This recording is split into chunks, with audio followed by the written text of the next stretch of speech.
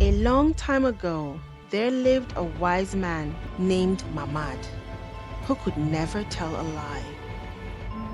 Everyone for miles around knew about this trait and admired him for it. When the king came to hear of it, he ordered his courtiers to bring Mamad to him. To bring Mamad to him. "Is it true that you never tell a lie?" asked the king. "Yes, my lord, I never tell a lie," replied Mamad. "And you will never ever tell a lie?" persisted the king. "As surely as day follows night, I will never tell a lie." "Okay, continue to tell the truth, but be careful. The lie is cunning, and it gets on your tongue easily," said the king. A few days later, the king called Mamad into his presence again. On a table before them sat a bowl covered with a fine cloth. The king gestured towards it. "Tell me truthfully, Mamad," the king commanded. "What is hidden beneath this cloth?" "You must only speak what you know for certain." The king smirked, knowing he had ensured no one could have seen its contents. Mamad approached the table and looked at the covered bowl. He then said calmly, "I see a covering, my lord. Beneath it, there is something contained, whether it is round or square, made of metal or wood. I cannot truthfully say, but the cloth prevents me from seeing." The king frowned. "Are you being deliberately unhelpful, old man? You are in my presence. Surely you can deduce something more." Just then, the queen, who had been observing, spoke.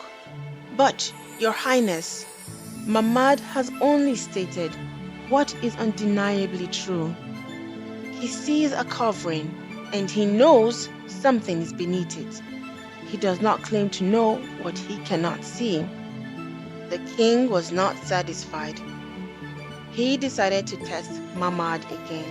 The king led Mamad to the royal stables, where his prized stallion stood. "Tell me, Mamad," the king asked, stroking the horse's mane, "is my horse the fastest in the kingdom?" Unbeknownst to Mamad and the court, the king had recently acquired an even swifter mare, and he kept it in a secluded stable. Mamad looked at the magnificent stallion. "The horse you present, your highness, is indeed very swift. I've witnessed it outrun many other horses in your possessions. However," Mamad continued carefully, "I have not had the opportunity to see every single horse within your vast kingdom race against it." The king scoffed. "Again with your careful words. You avoid a direct answer. Is it not obvious that my royal steed is the fastest?" The queen interjected. "But Mamad speaks truthfully, my lord.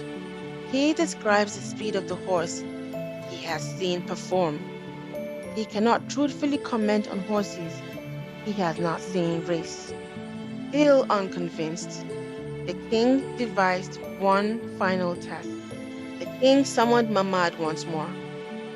"Go now to the north gate of the city," he instructed, "and tell the gatekeeper that I will arrive there riding my white camel within the hour." In truth, the king had no intention of going to the north gate or riding his white camel anytime soon. Mamad bowed and went to deliver the message precisely as he was told. An hour passed, and the king remained in the palace. The captive of the guard from the north gate arrived, looking confused.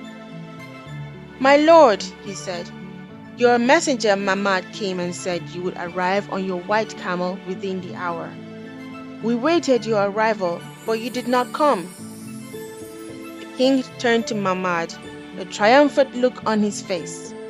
Aha, Mahmud, your truthfulness has finally failed you. You told the guard I would be at the north gate, and I was not. The queen stepped forward. But, my lord, she said gently, Mahmud only relayed the message you instructed him to deliver. He did not say, I know for a fact the king will be there. He simply told the guard what you said you would do. The king considered the queen's words, recalling each of Mahmud's responses and the reasoning behind them. He remembered Mahmud's cautious words about the stirrup, his observation of the covered bowl, and his description of the royal stallion. The king realized the wise Mahmud never told a lie, but only reported what he saw and the messages he was giving, always careful to speak only of what he knew to be true. The end.